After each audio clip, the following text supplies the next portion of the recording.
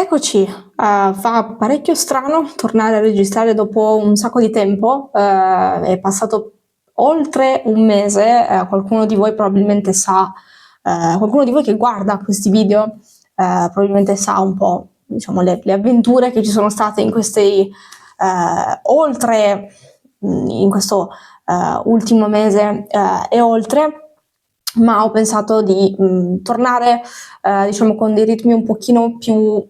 rilassati, quindi probabilmente non ci saranno dei video super regolari come speravo di fare nel 2026,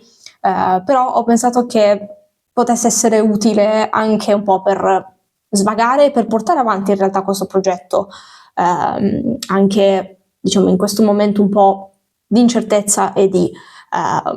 grossissimi punti di domanda e quindi direi che partiamo subito con la solita intro. Ciao e bentornate o bentornati qua su Green Tech Tales. Come sempre io sono Valeria e in un modo un po' più rilassato torniamo con qualche video. Questo sarà il primo della, diciamo, nuova serie un pochino più, dovrei chiamarla Green Tech Tales Relax, una roba del genere, però ho un po' di notizie da portarvi. Alcune sono un pochino vecchiotte perché erano in lista per essere portate all'inizio di quest'anno, però come sapete, diciamo, la vita riserva sempre un po' di effetti speciali, ma oggi vi porto come al solito due notizie e partiamo subito con la prima. Per la prima notizia vi riporto un attimo indietro nel tempo. Vi ricordate quando ormai qualche buon oltre 6 mesi fa, credo, comunque sono notizie di quest'estate se non ricordo male, avevamo parlato di vari report annunciati da Google per Gemini, da OpenAI per ChatGPT. Non è il momento migliore per parlare di ChatGPT, e anche il Life Cycle Assessment di Mistral AI. Erano appunto dei report e degli articoli riguardanti il consumo energetico, le emissioni di CO2, il consumo di acqua relativi ai rispettivi modelli di intelligenza artificiale. Oggi non parliamo di quello, oggi parliamo di un'altra cosa e adesso tra un attimino ci arriviamo, ma volevo farvi un po' una introduzione prima. Una delle cose che abbiamo visto parlando di quei report è che condividere dei dati effettivamente è qualcosa di importante per questione di mera trasparenza, ma condividere dei dati senza dare alcun contesto non è proprio granché utile, non solo contesto ma anche metodologie, processi, perché sono effettivamente quelli che danno poi la sostanza al netto dei numeri specifici, ecco. Perché condividere soltanto dei numeri giusto per dire che il nostro consumo di acqua è pari a, adesso sparo a caso, ma è pari a 2 cucchiai da cucina, ecco, quello è più marketing che altro, perché non ci dà effettivamente delle risposte, ma anzi ci crea ulteriori dubbi e soprattutto non porta ad avere un, diciamo, terreno di partenza da cui poter fare qualcosa che diventerà effettivamente utile per fare dei ragionamenti e poi per anche fare dei miglioramenti, ovviamente. Nella puntata di oggi però voglio condividervi diciamo, uno strumento facilmente reperibile, nel senso che potete installarlo direttamente sul vostro browser preferito. In questo momento però gli unici supportati, se non ricordo male, sono Chrome e Firefox, e questo strumento facilmente reperibile ovviamente non è una soluzione definitiva al problema dell'impatto ambientale dell'intelligenza artificiale e dell'utilizzo dei modelli, delle nostre domande, dubbi di come fare la ricetta della torta salata, ma comincia a togliere un po' quella, diciamo, patina di magia che caratterizza questo tipo di strumenti, e soprattutto per chi non ha competenze tecniche, per chi non ha effettivamente una comprensione di che cosa sta sotto a quella risposta al nostro determinato prompt. Lo strumento però che vi dicevo prima, ho fatto un'introduzione lunghissima, è appunto un'estensione per il browser che fornisce una stima del consumo energetico, delle emissioni di CO2 e del consumo di acqua delle conversazioni che portiamo avanti con i nostri strumenti preferiti. In questo momento, se non ricordo male, sono supportati solo ChatGPT e Claude. Io utilizzo principalmente Perplexity, infatti sono particolarmente triste di questa cosa, però purtroppo così è. E è un'estensione sviluppata con il supporto di Antarctica, che è un'azienda che si occupa proprio di tecnologie di sostenibilità. Hanno un sito molto carino, ci sono anche le varie grafiche sui pinguini, c'è il pinguino che vi dice anche quanto state consumando quando navigate una delle loro pagine. Però al netto dei pinguini, Antarctica è un'azienda del tutto, cioè, a cui dobbiamo un sacco di rispetto, perché fanno un sacco di cose interessanti legate proprio alla sostenibilità e hanno supportato lo sviluppo di questa estensione grazie a un loro modello, ad una loro metodologia proprio per calcolare quelli che sono i dati che poi questa estensione ci fornisce. Infatti l'estensione, una volta che voi la installate nel browser e la utilizzate mentre state facendo la vostra conversazione con il vostro tool preferito tra quelli elencati, vi fornisce un po' di informazioni. Alla base di questo strumento e dei dati c'è una metodologia aggiornata di Antarctica, quella che vi dicevo prima, e i numeri che vi fornisce sono delle stime che si basano sull'approccio OTM, One Token Model, proprio sviluppato da Antarctica, e sugli ultimi studi scientifici, quindi non stiamo parlando di metodologie campate per aria, ma stiamo parlando proprio di metodologie basate su ciò che abbiamo al momento in campo anche accademico. Se volete un approfondimento sul One Token Model, fatemelo sapere nei commenti e magari potremo fare una puntata ad hoc o comunque avere una notizia ad hoc sul One Token Model, se vi può interessare, oppure potrei anche scrivere un articolo. Fatemi sapere qual è il format migliore, però comunque vi lascio tutti i link di riferimento come sempre nel link della puntata. Oltre alla metodologia appunto basata sul One Token Model e sugli ultimi studi scientifici, abbiamo una serie di metriche per il consumo energetico, abbiamo le emissioni di CO2 equivalente e il consumo di acqua in real time, abbiamo anche un rilevamento automatico della località dalla quale stiamo accedendo agli strumenti, e questo rilevamento è basato semplicemente sul nostro indirizzo IP. Quindi, furbetti, se state utilizzando una VPN non avrete dei dati diciamo rilevanti per l'Italia. Oltre questo, poi vi è una sezione di suggerimenti proprio riguardanti i prompt che noi abbiamo scritto. Quindi ci vengono dati dei suggerimenti, delle indicazioni su come scrivere dei prompt che siano un pochino più energy efficient, quindi che vadano un pochino meglio proprio in relazione al loro consumo energetico. Una piccola nota riguardante questa estensione del browser è che tutti i calcoli vengono effettuati localmente nel browser, infatti l'estensione è privacy first, quindi non vengono salvati da nessuna parte e potete stare tranquilli e utilizzatela, perché può essere davvero molto interessante proprio per rimuovere quella patina di magia e anche se i numeri che rilevate sono numeri bassi e quindi vi fanno dire vabbè però è solo una lampadina accesa per non so 20 secondi, questo vi dà però un metro di paragone o comunque un modo per contestualizzare quell'utilizzo che state facendo, perché molto spesso è un utilizzo che facciamo senza neanche accorgercene, e questo tipo di strumenti sono, da un certo punto di vista, fatti per renderci dipendenti, quindi rendiamoci conto anche di quello che sta sotto. Il progetto, che si chiama AI Watch con doppia T, infatti ogni tanto lo leggo Watch, non so come lo leggete voi, però secondo me suona un po' meglio AI Watch, devo trovare qualche intervista in cui ne hanno parlato, ma dicevo il progetto è open source, quindi lo trovate su GitHub e credo possiate anche contribuire o comunque contattare chi li sta sviluppando se volete dare una mano o se c'è qualcosa per cui vi può interessare appunto contribuire. La seconda notizia è una delle notizie che avevo in lista da davvero un sacco di tempo e arriva in un momento anche, diciamo, secondo me è un momento abbastanza giusto, anche diciamo come follow up del video precedente o di uno dei video precedenti, non ricordo più, la mia memoria fa sempre schifo. In questa notizia parlo, e la notizia stessa in realtà vi porta a fare delle riflessioni riguardanti le sfide e gli obiettivi di sostenibilità in un momento però storico e tecnologico in cui siamo bombardati da strumenti che effettivamente sono particolarmente energivori e richiedono una serie di risorse ambientali che prima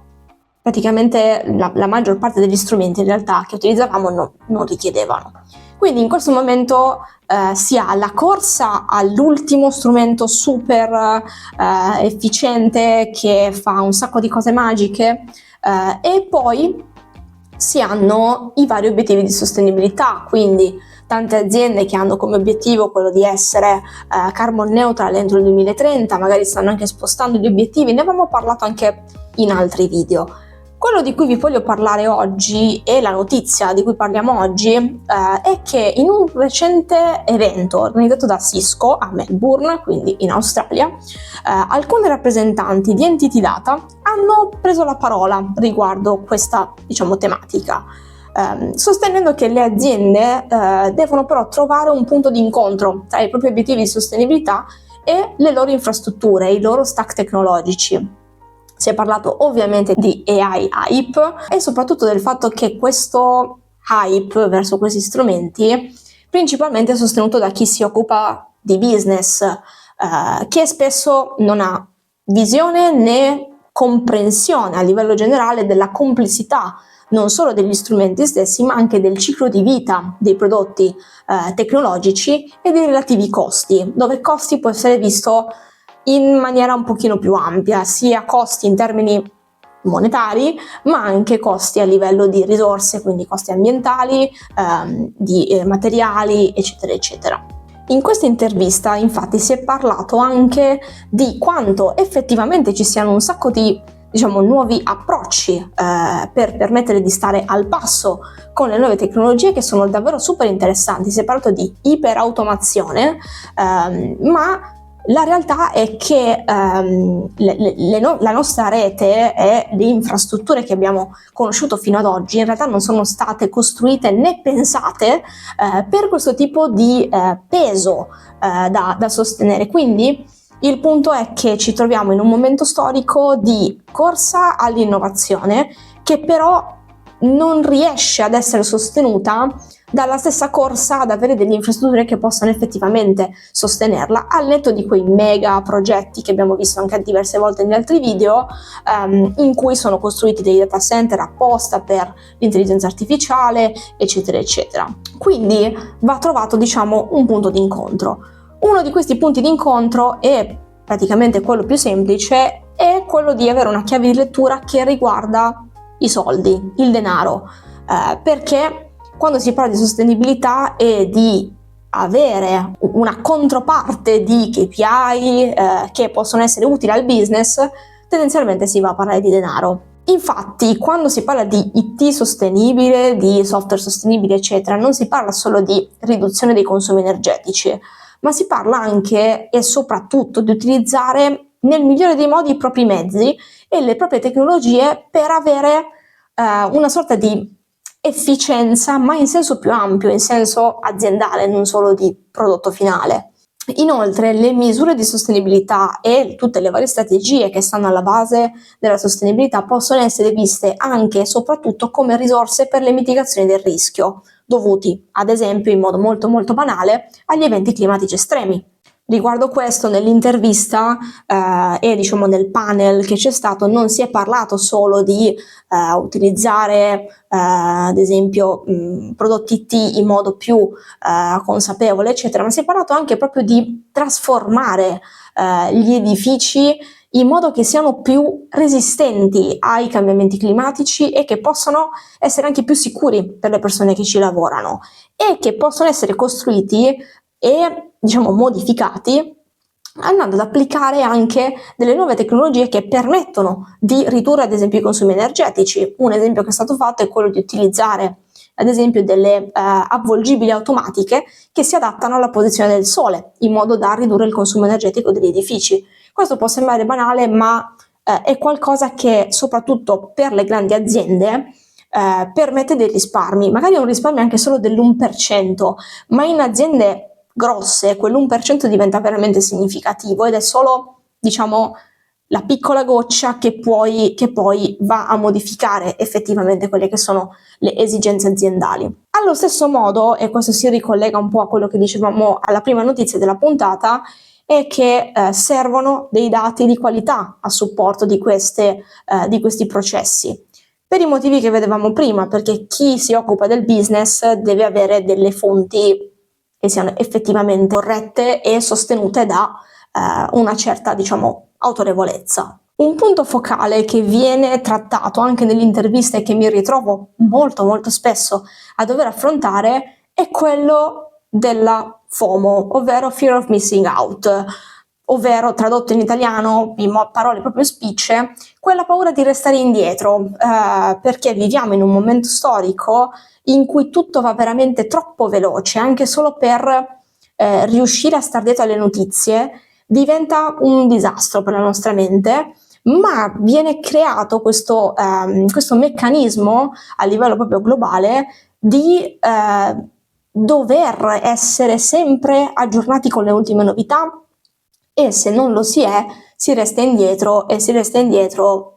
all'infinito, e quindi si viene sostanzialmente dimenticati. E questo riguarda sia a livello generale ma soprattutto in determinati settori, e ovviamente il settore tecnologico di questo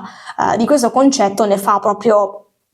come dire, è uno proprio dei mantra del settore tecnologico. Quello però che volevo portarvi come riflessione è il fatto che spesso anche tante aziende si ritrovano sotto questo incantesimo sostanzialmente, perché vogliono applicare magari l'intelligenza artificiale senza effettivamente avere necessità di farlo, perché si fa così, perché il settore ormai è su quella direzione, quindi se non lo facciamo rimaniamo indietro. Ci si dovrebbe chiedere però, al netto di voler magari testare delle cose, provarle, essere curiosi, in che modo però implementare una tecnologia o un processo X può portare valore alla mia azienda e in che modo può portare valore alla mia clientela o al mio team? Questa è una domanda che secondo me va posta ancora prima di pensare a mettere in piedi delle cose e dei processi che magari non c'entrano magari niente con anche il proprio business, soltanto perché il settore dice che va fatto così. Quindi arriviamo alle conclusioni della puntata. Quando si parla di gestione energetica, di capire quali sono i consumi energetici e se possiamo a nostra volta ridurli, questo diventerà sempre più importante anche e proprio per diciamo per quanto si stanno evolvendo e per quanto stanno prendendo terreno le tecnologie AI. Questo perché servirà avere sotto mano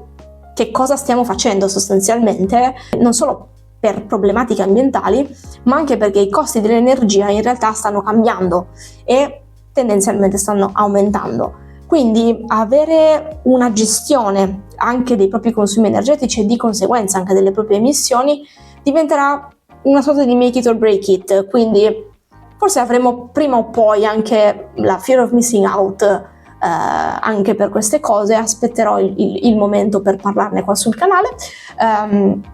E niente, direi che per questo primo video di ritorno, diciamo, in questa serie nuova di Green Tech Tales Relax, no, non la chiamerò mai così, però vi ringrazio se state guardando ancora questo video, e se vi va mettete un like, condividete, fatemi sapere se appunto volete gli approfondimenti che vi dicevo prima. Se volete sostenere il canale economicamente vi lascio il link come al solito qui, ma è anche nella descrizione della puntata, e ci rivedremo prossimamente.